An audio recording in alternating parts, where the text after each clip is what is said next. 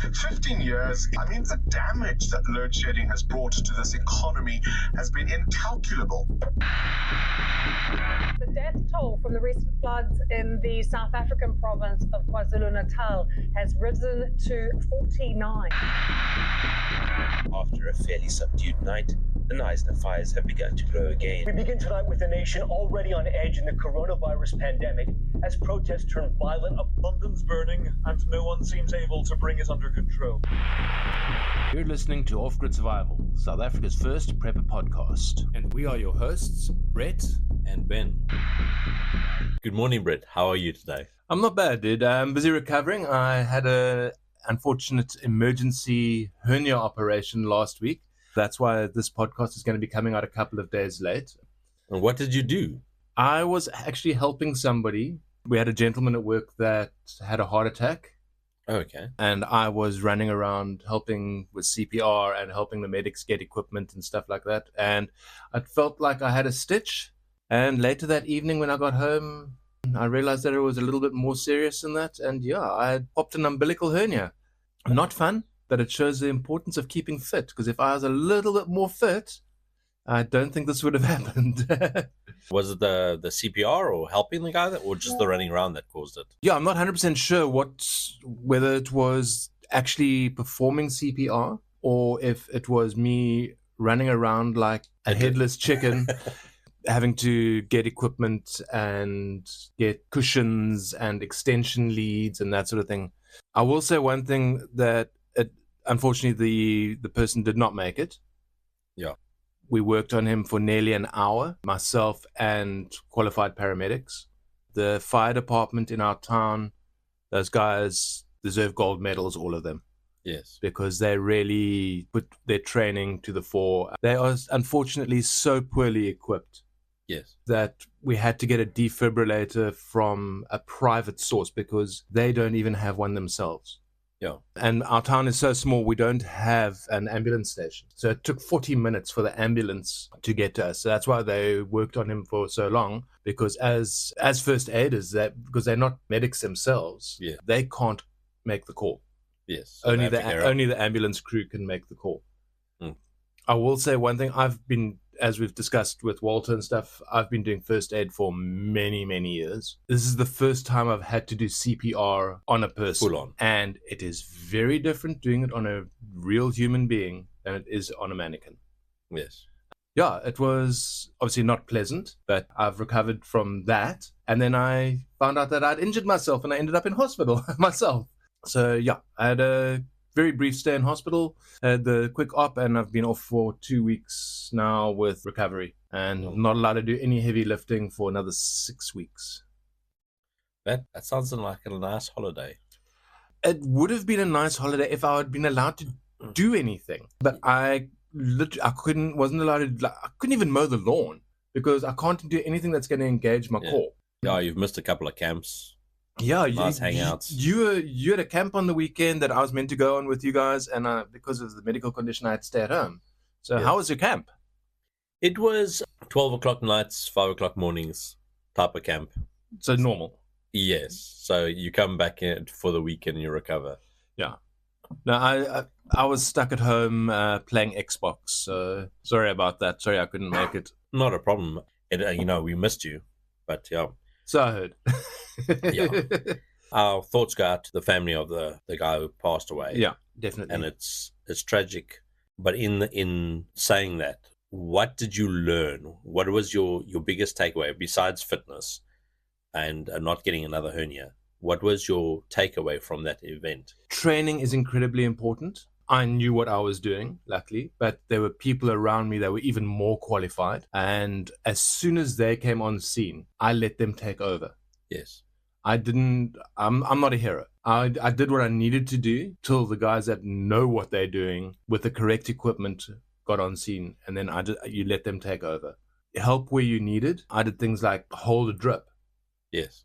Keep time after they were giving adrenaline, so that they knew how long between each adrenaline injection had passed. Okay. Because they're busy with other more important things. Yes. They can't be stopping and looking at a stopwatch. So having somebody call out every minute, okay, it's now 60 seconds, it's now 2 minutes, that does help them because it allows them to concentrate. One of the biggest things that I did notice was the number of looky-loos, people that just wanted to see what was going on.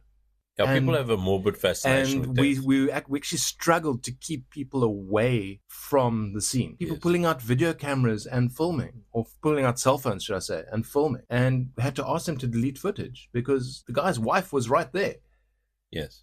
So if you do come across a accident scene or something like that, we all want to know kind of what's happened, but have respect for the people that are there, that are busy, that are in trouble, and people that are busy working on extricating a person from an accident or something like that.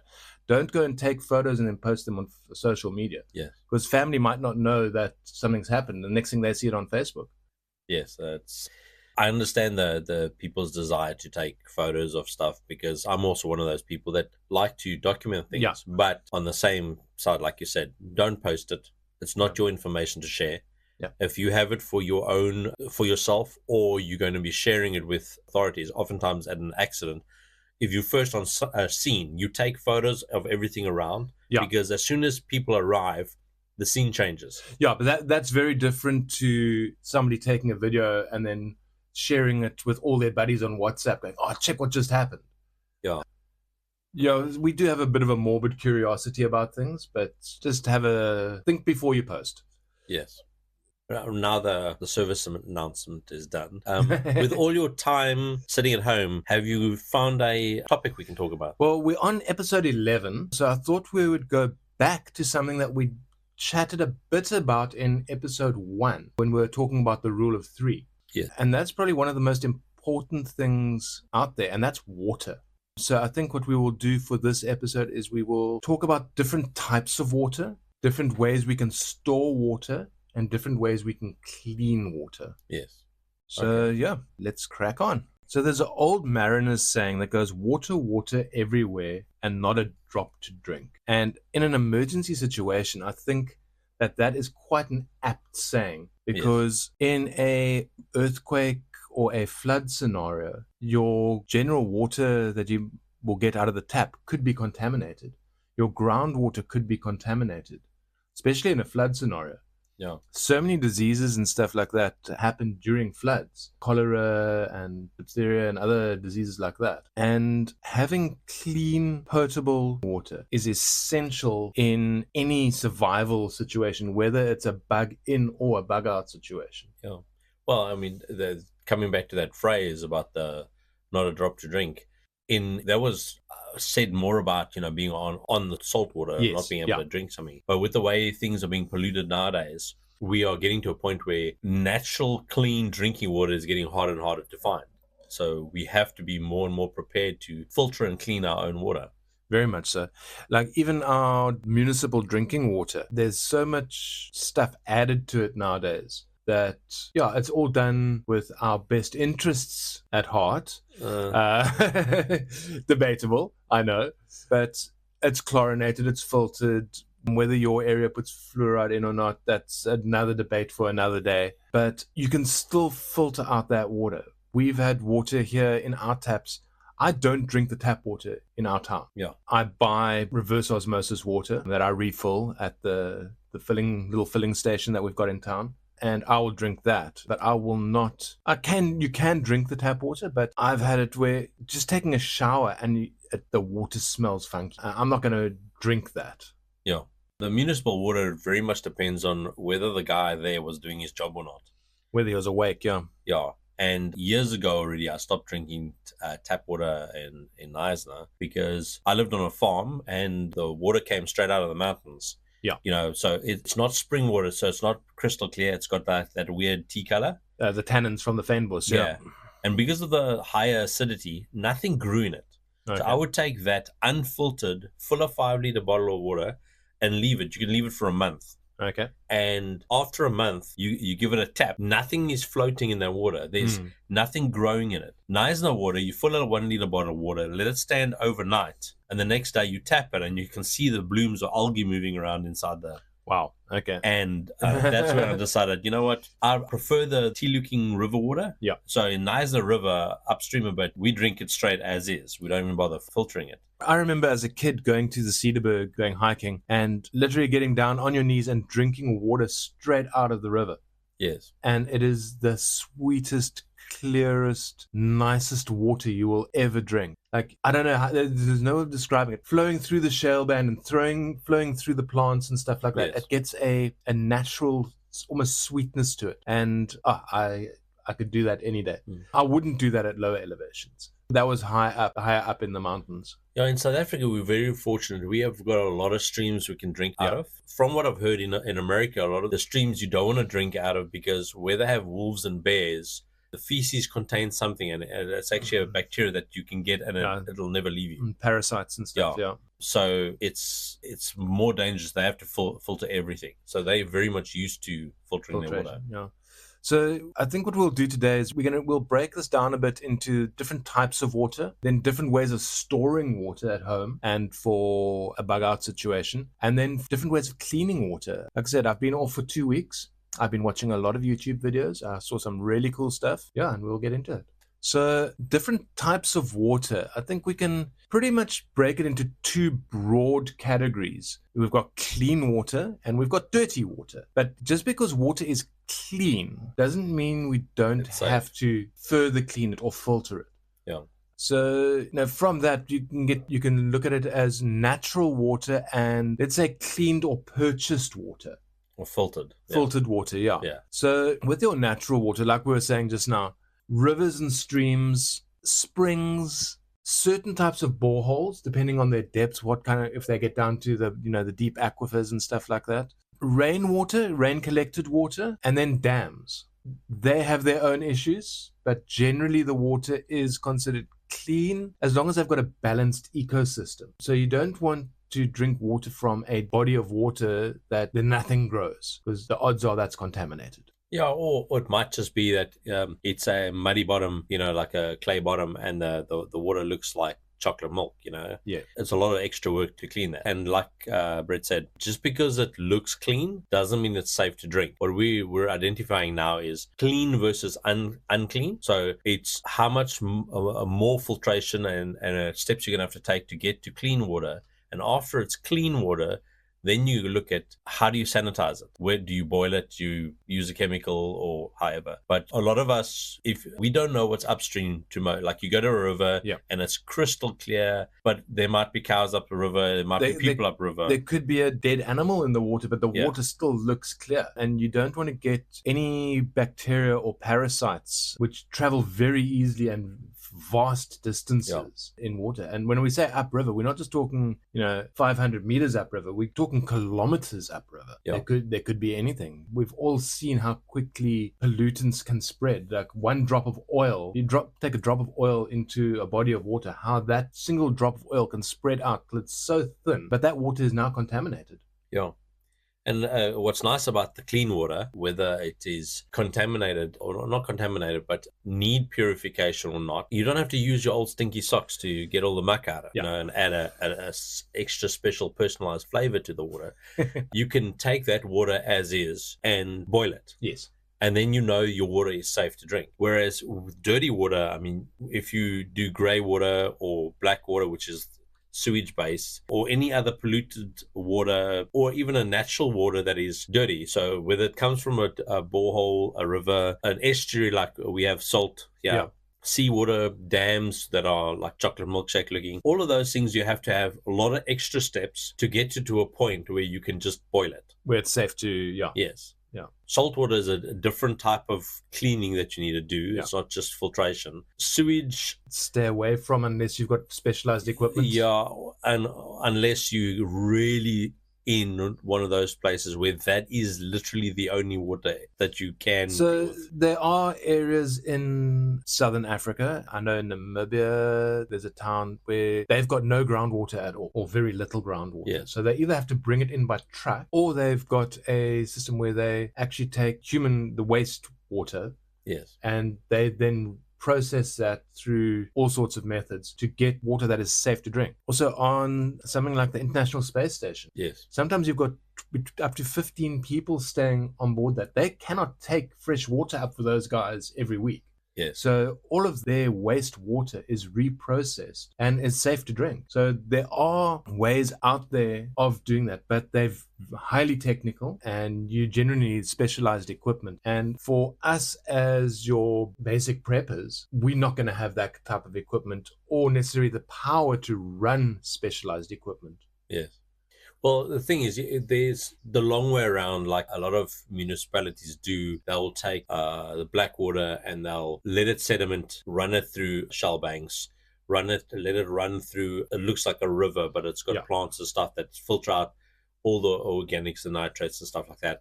And they get it to a point where it is not potable water, but it's not harmful. If you went and swim in it, you wouldn't die. Yeah. And if you then took it further through a treatment plant, you could make that drinkable water. Yeah. Most of us don't like the thought of it because of where it comes from. But by the time it gets to that point, it's just water. Yes. So when it comes to back to clean water, that natural clean water, I think that's what we're going to deal with most of the time. Things like springs and boreholes. Like I said, again, with the boreholes, you're looking for the deeper aquifers if you've got a deep borehole, because that's going to give you the cleanest water that's least likely to be brackish, especially here on the coast. That water is generally safe to drink as is. It might have a bit of a funny taste. They do tests on the water anyway before you start. And like I know where we are, our borehole, our full swimming pool with it. We've got a very low iron content in the water, where I know there's sections of Cape Town where people have got boreholes where you can literally see who's got a borehole by their sprinkler pattern on their wall, because it looks like rust. Yes. These little hoops of rust along the walls. And if anybody's seen it, they'll know exactly what I'm talking about. You wouldn't want to drink that as is. Whereas our borehole water here, I haven't tried it, but by the clarity of it, it is crystal clear. My problem is that where I'm staying at the moment, I am literally 15 meters away from a national road. Yes. So there are a lot of other pollutants that could have soaked into the groundwater that I can't see. Well, the thing is, if that's where you need to know how deep your borehole is. Yeah. Because if it's going right down, that groundwater is, this stuff is not interacting with the groundwater that you're pulling from. But again, I'm not a geologist or a person that drills boreholes. Hydrologist. There we go, that one. So a person would need to find out, but the best way to do it is take a sample of your water, send it away for testing, and then Yeah. And then they can also tell you, yes, it's clean, but it's got too much calcium, and you need to run it through X filter to take some of the calcium out, or to make it safe for consumption. Yeah, just make it more palatable, even. And it's useful to know. And what's nice is if you have a borehole, all you need is some way to drive that pump, then water's not a problem. And there's plenty of solar borehole pumps on the market in South Africa. Yes. You can get them at the agris. There's guys selling them on Facebook. And it's because we've got such a large farming community in South Africa. Solar borehole pumps have become normal, basically. Yeah. You don't have to have the old windmill creaking away anymore. You can just have a submersible pump that drops down the borehole, and that does the work for you. And also, with a liter per minute you need versus agricultural, it's much more affordable for you to put a small pump down. And even if you got a flow bin, we're coming to storage, even if you got a flow bin or a 500-liter tank, so the borehole can fill it slowly while the sun's up. Yeah. And then you have access to at a higher rate when you need it from the tank. Yeah. Then bottled spring water. So normally if we purchase bottled spring water, that's what they call bottled at source. Which is a bit of a misnomer from what I understand. A friend of mine wanted to do bottled spring water, and to get the bottled spring water specifically, you have to be bottling it within a certain amount of meters from the source. And they have what you are and aren't allowed to do and add, and to be able to. In this country, it's quite tightly regulated, I believe. Yeah, so sometimes it just puts. That's why some of the bottled spring water proper is just stupid expensive. Yeah, because you can't put it into a storage tank. And take it somewhere to bottle it. It has to be done there. Yeah. And which means taking all your bottles, all your everything to location. And some of the nicer spring water is not anywhere close to civilization. That's normally the case. And you'll also find that there's a difference between bottled spring water and bottled processed water. So some companies, I'm not going to name names, everybody knows who they are. They sell what looks like spring water, Yes. But if you read the fine print on the label, it'll say processed water.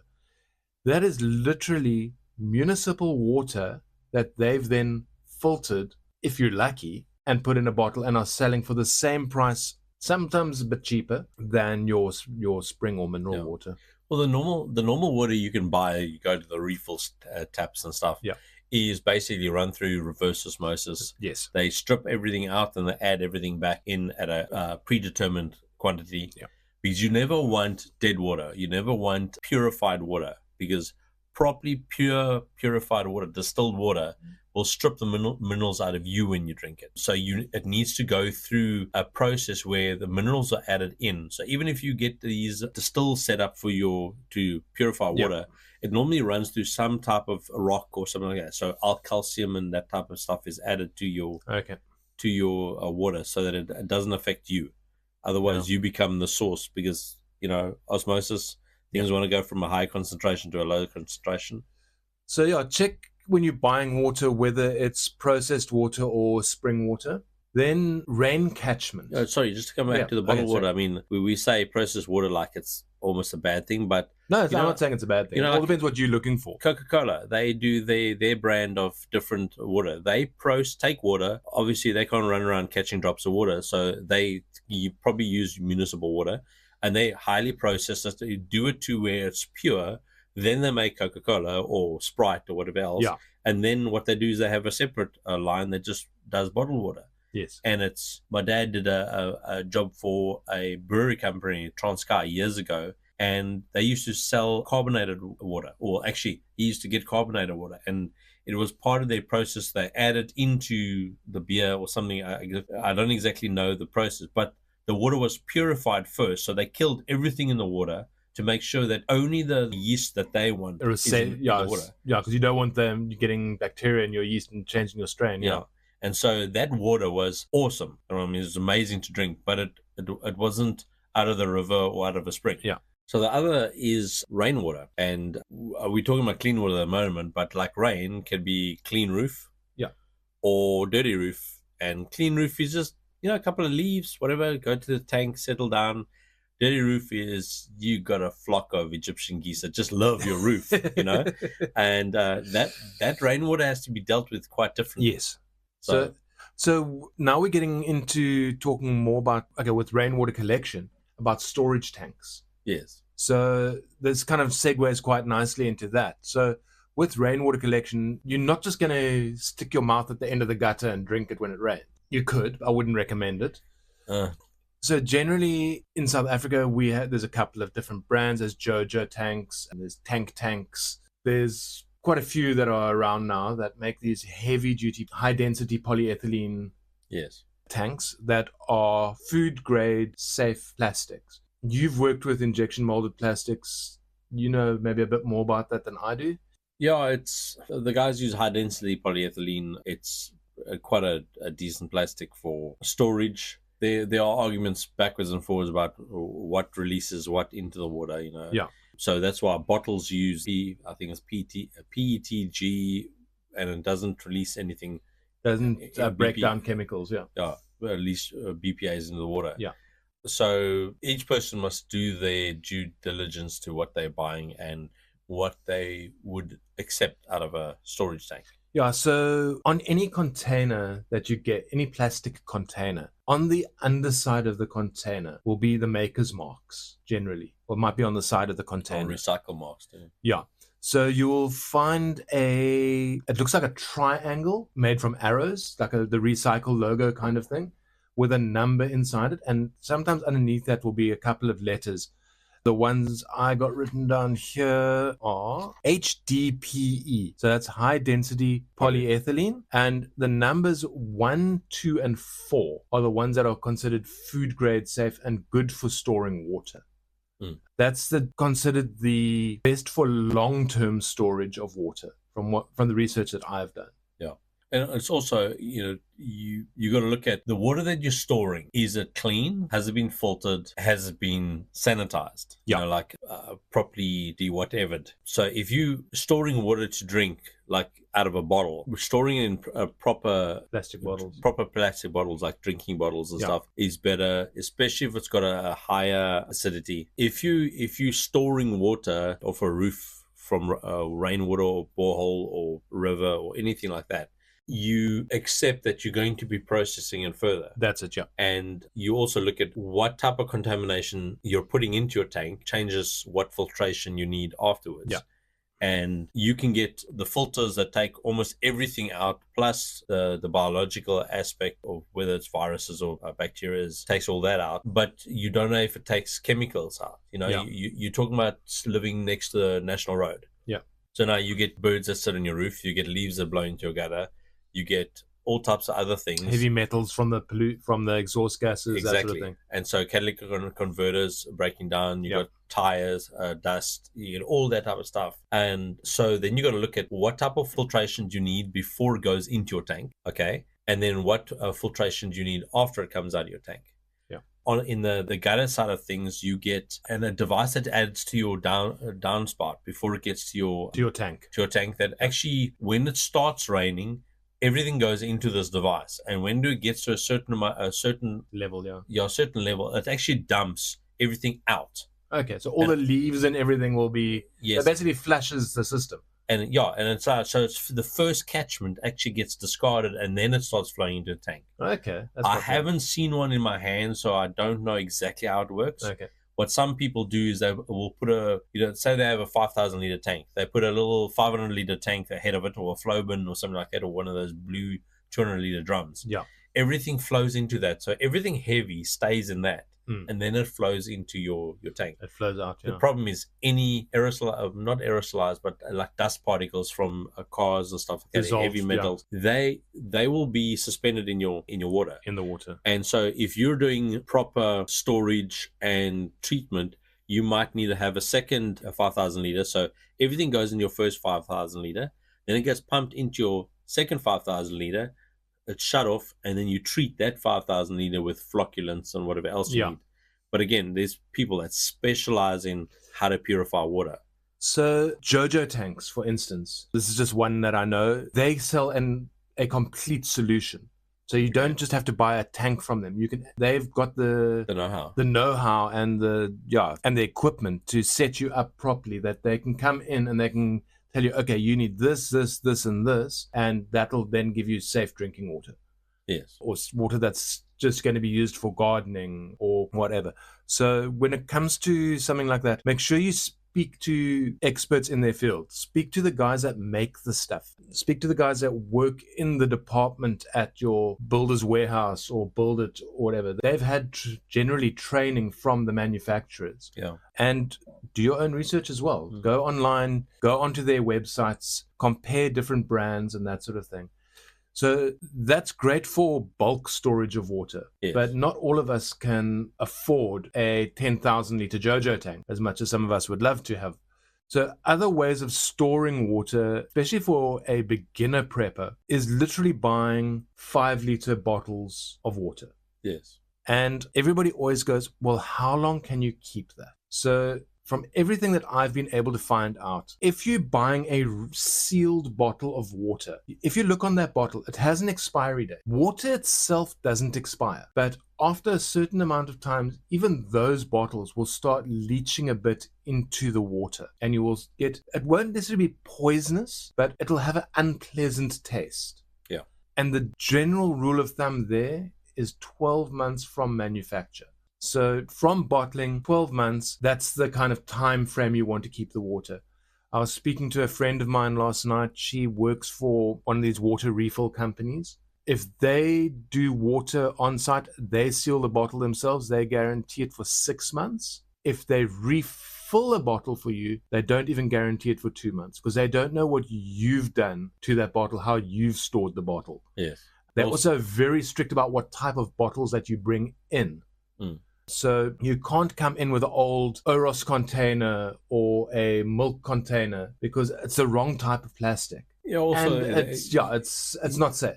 But the thing is, how did you clean the milk container? Because, some people run water in it and they don't remove the milk solids off the sidewall. Yeah. And the thing about storing bottles of water, you take your nicely sealed bottle of water and you store it on your porch in the direct sunlight. If there's something in it that can grow, it will. It will grow, yeah. But the heating of the plastic will speed up leaching anything into the water. Which brings us to where's the best place to store your water? So with bottles like that, cool, dark place. Like a mushroom? Like a mushroom. Out of direct sunlight, somewhere that's not going to have major fluctuations in heat. So your attic is not going to be a good place. No. Because there's just too much fluctuation in heat. Garages that on the wall, keep it on the wall that is up against the house, because that's going to be cooler than on an exterior wall. Yeah. Also places where rats can't take a nibble at it and leak your water, or people are not going to kick it or bump it with sharp things. So my water storage at the moment is actually, we've got an entry room in our house. We jokingly refer to it as the wet room because it's where we store the water. And I've got a shelf and I've got 40 plus bottles, 5-liter bottles that we refill. And every month to 2 months, we cycle those out. And that's constantly being new water going into those. After a year or so, I will dispose of the bottle and I'll buy a new bottle. Well, the thing is, if you're refilling your bottles, okay, you're not getting a buildup of toxin in the water. So there's only so much it can leach out if you're not exposing it to UV light and all that other stuff. It should get to a point where it's pretty, safe. That it's leached out everything it can leach out on its surface. In small batches, basically, that you don't even notice, And the other thing about, like you said, storage in 5-liter containers, we do it in 10-liter water bottles. Okay. Because it's easy to refill. We used to go refill a 25-liter. My wife can't pick it up. And it's a pain in the rear. So if 5-liter bottles, you can actually shove them under cupboards or in the back of cupboards or that type under of stuff. Under the bed if you need to, even 10 liters, they get a bit weighty for people who aren't able to handle kids it. And stuff, And those handles that are molded into it just break. Oh. They just don't last. So having something that you can easily refill means you will cycle them out. Whereas ones that you can't pick up the bottle when it's full, you're never going to cycle that out. One of the reasons why I like the 5-liter bottles is the amount of water that a person needs per day. So the CDC in the States recommends a gallon of water per person per day. That's not just for drinking. That's for washing hands, washing face, washing plates, that sort of thing. A gallon is about 3.8 liters. So let's say 4 liters. So if you work it on 5 liters of water per day, you've got plenty of drinking water and water you can use for general cleaning as well. I would prefer to keep it for drinking if you can and use other water if you've got non-potable water for cleaning. Yeah, especially if you keep your dishwashing water and your body washing water and you use that to flush your toilet. Yeah. Okay. Basically a grey water system. Yeah. So if what I'm saying is if you're really being skint on water, you can do that. The whole thing with grey water, you don't want to store it. I know a guy that's done different beds, and what he does is he pumps his grey water through it. The grey water runs through all these different like shell beds with plants and stuff grown in it.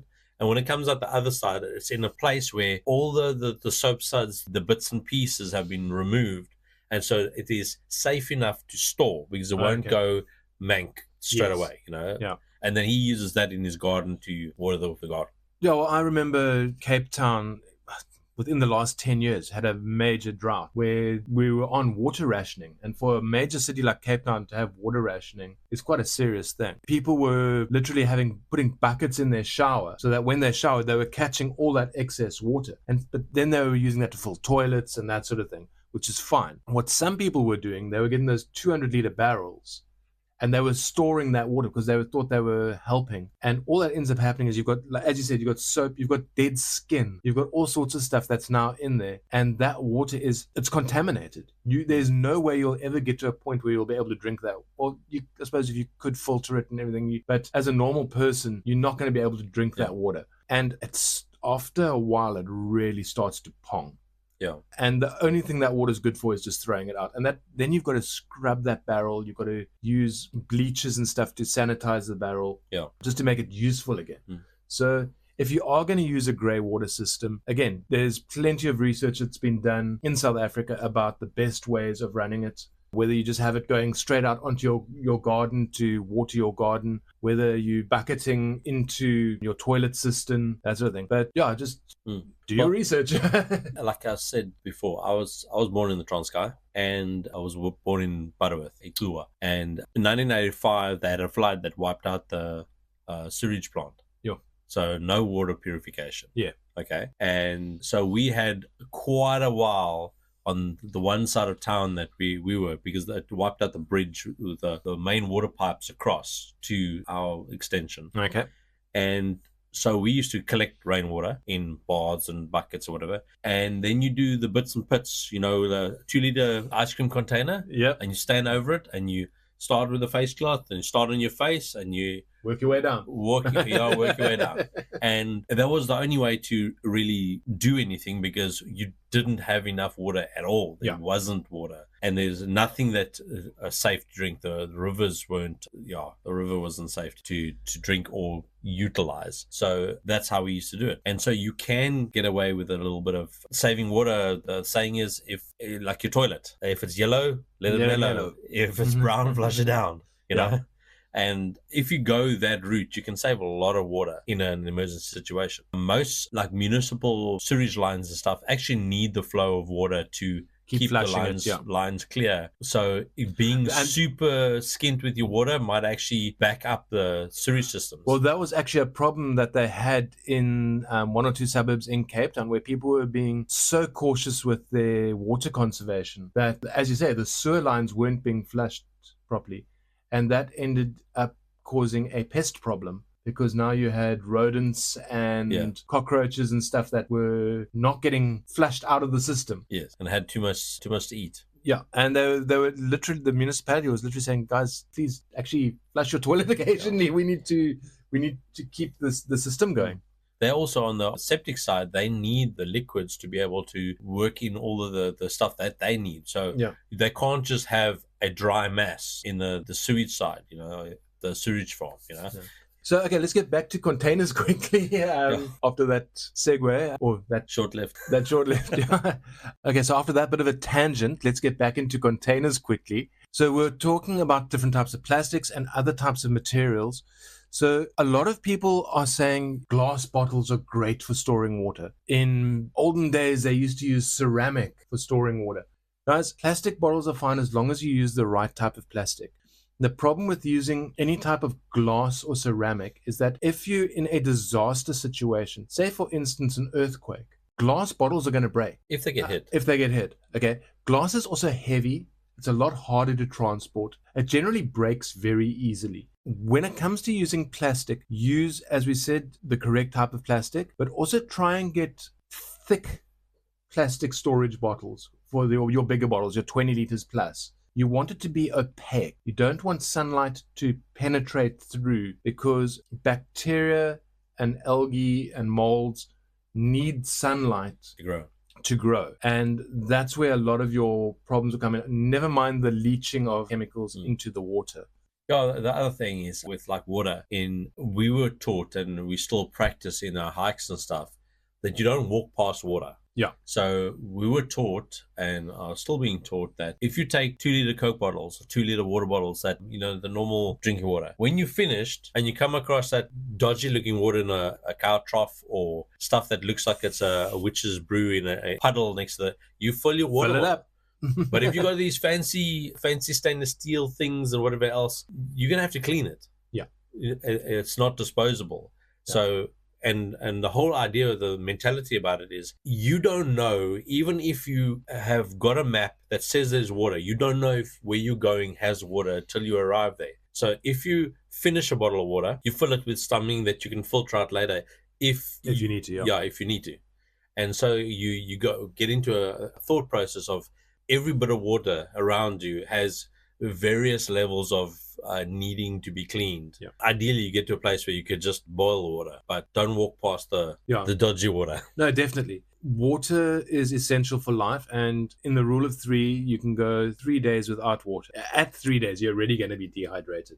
After 3 days, it's going to be unbearable. So in that situation where you don't know when your next lot of water is coming from, don't not take it. Rather take it and find a way to clean it than not have it and be in a situation that's bad. Even to the point where, take Bear Grylls and he's drinking his pee, if you use your water bottle for that and you get to a point where there's no water, you don't need to drink it. Yeah, there's various thought processes, but you can use it to actually make a solar still. Yes. And get drinking water from it like that, because it is a source of dirty water that you can clean. Yeah. So talking about cleaning water, that we've already discussed a couple of things like filtering and boiling and that sort of thing. But there's two main types of filtration. There's pressure filtration and there's gravity filtration. So pressure filtration is where you've got a inline setup on your household water. So you've got your municipal water coming in from one side, and on the other side is your tap.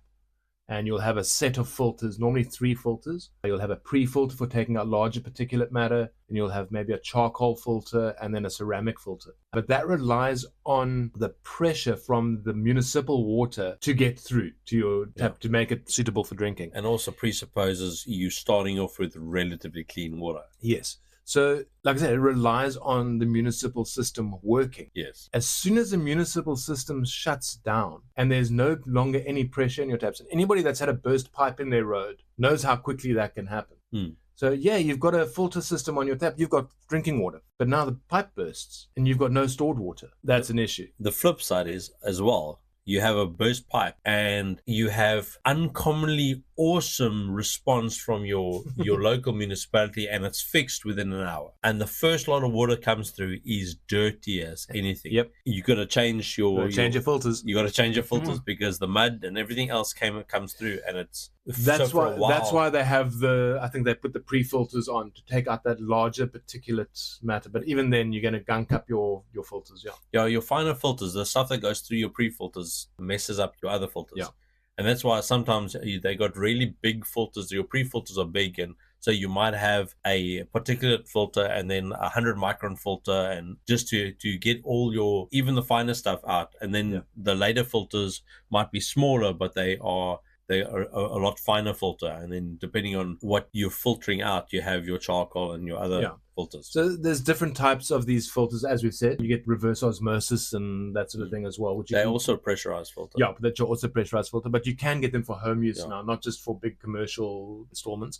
But they're coming to a pressurized filter, even if you're using one of these life straws. Yeah. It's a pressurized filter because you're sucking on it, you're creating a negative pressure to draw it through. And so it's not just gravity feed. Yeah. So then, as you just said now, gravity feed filters, you always hear on YouTube with the American and the Canadian guys about Berkey filters. So Berkey filter is just a brand of gravity feed filter. It's a stainless steel. It looks like one of those old school stainless steel urns. Yeah. And it's got a ceramic filter built inside it. It's got a header tank and a lower tank. You pour your dirty water into the top tank. Yeah. Or not dirty water. You want to pre-filter that water, but you pour your water in there, and it'll soak through the ceramic filter into your collection tank with a tap at the bottom, and you just tap it off. In South Africa, we don't really get them. I found them online, but they're in the thousands of rands. But you get the same type of thing in Sunbeam and stuff you can get from Game. And they also work with the ceramic filter. But that's where you really see how dirty your municipal water is, because you do 1 or 2 top containers of water, and then you have to strip and clean your ceramic filter off. Yeah. So like I said, I've been stuck at home for 2 weeks, and I've been watching a lot of videos, and I found a New Zealand YouTuber. Unfortunately, I can't remember his name, and he came up with a homemade version of a Berkey filter. So what he did, he went to his local dollar store, like Plastics for Africa, Mambo's type store, and bought a plastic waste paper bin that it just happens to be made out of food grade plastic. And he drilled a small hole about the size of a 5 rand coin in the bottom, and he had a plastic tap that fitted in there. He then got a terracotta pot, unglazed, that fitted perfectly into the top of this plastic waste bin. And he used a piece of wood, can't remember which wood it was, but it's got some antibacterial properties to it, and he bunged up the drainage hole at the bottom of the pot. So now no water can technically pour out of the pot. So if you can imagine, the ceramic pot, terracotta pot, is sitting on top of a 10-liter dustbin, essentially, sealed all the way around, and he pours the water through, and after about 2 hours, that water starts percolating slowly through the terracotta, which is essentially a ceramic filter. And he collects all his own rainwater. He collects it off his roof, and he then filters that through this system that he's developed. And it was surprisingly simple.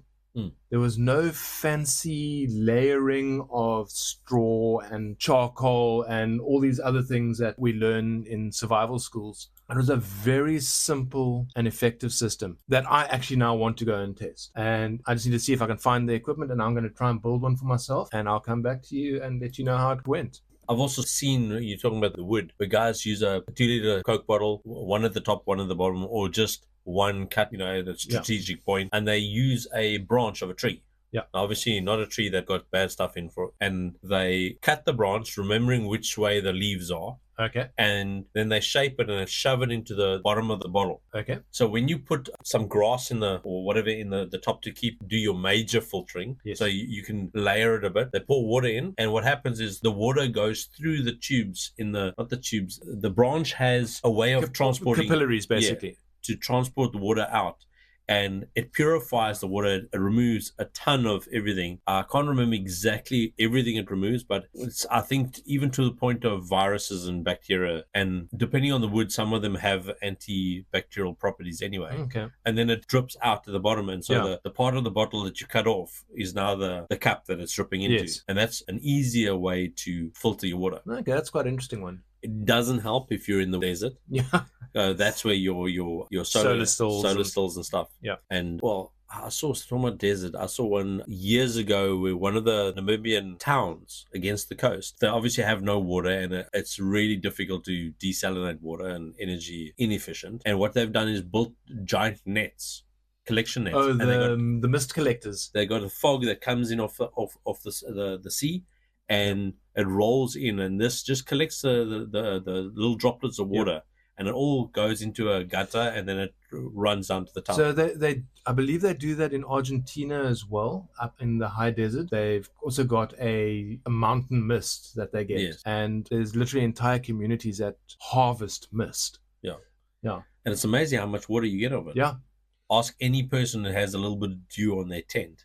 Next morning when I'm trying to pack up, Yes, definitely. I've been there. So when it comes to cleaning water with chemicals, there are a couple of different ways of doing it. So the most common way is to use a chlorine-based bleach. Percentages are, one moment. I think it's a 5 or 6%, isn't it? Jick. Just hold a sec. It's normally like a sodium hypochlorite. So sodium hypochlorite or an unscented Jick. Milton that you use for baby bottles. That works really well. Especially for cleaning containers, Milton's great. So it's 8 drops of 6% sodium hydrochloride bleach per 4 liters of water. So 2 drops per liter, basically. Or 8 drops of 3% hydrogen peroxide per 4 liters of water. And that will render it safe enough. That'll render clean water safe enough to drink. If you've got water that has got particulate matter in it, like we said, if you've got a pre-filter, you can pre-filter it out. If you don't, there are other products on the market. So in front of me, I've got a little sachet. It's called P&G Purifier of Water. Each packet treats 10 liters of water.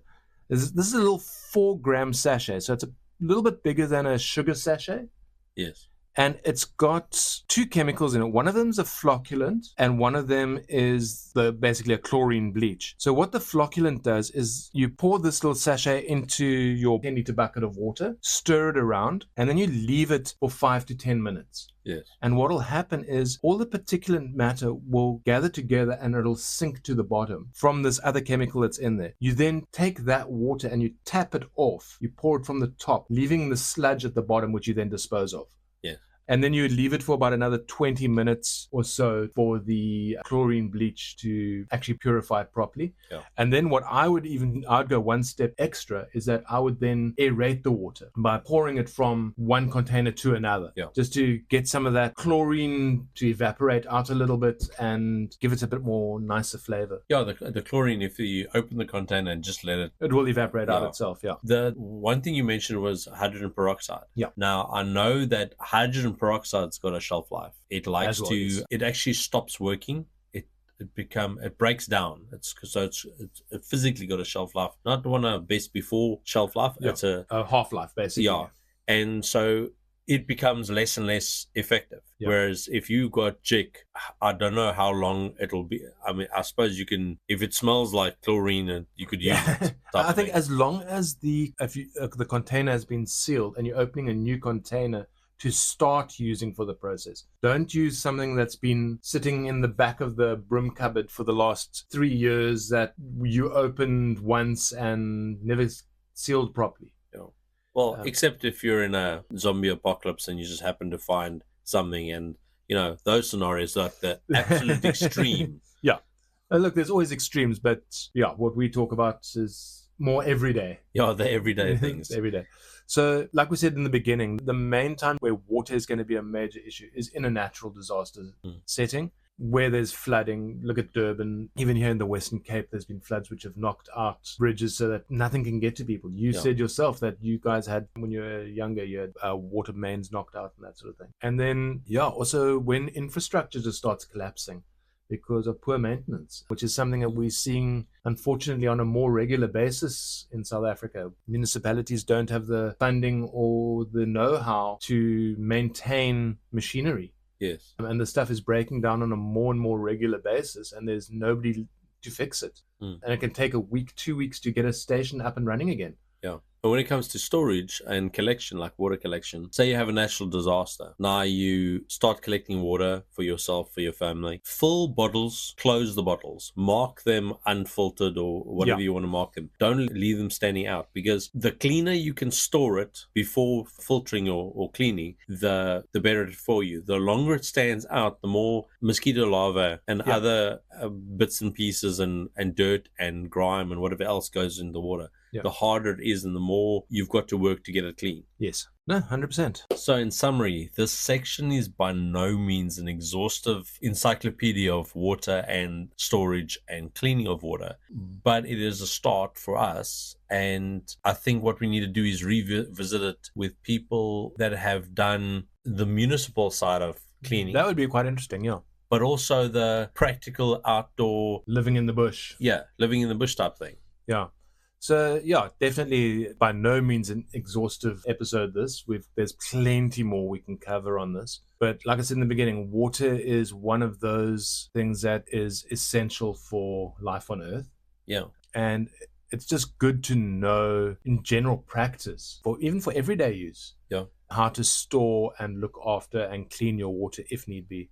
And water is so important that besides for making coffee, you can steam dumplings. And you can make more coffee? Yes. And I mean, you can make solid ice and solid water, and you put it in your whiskey, or have a snowball fight. Or brew beer. Or that too, or have coffee. and when you're thinking of uses of water, you could probably have another coffee, maybe even an Irish one. Oh, that sounds good.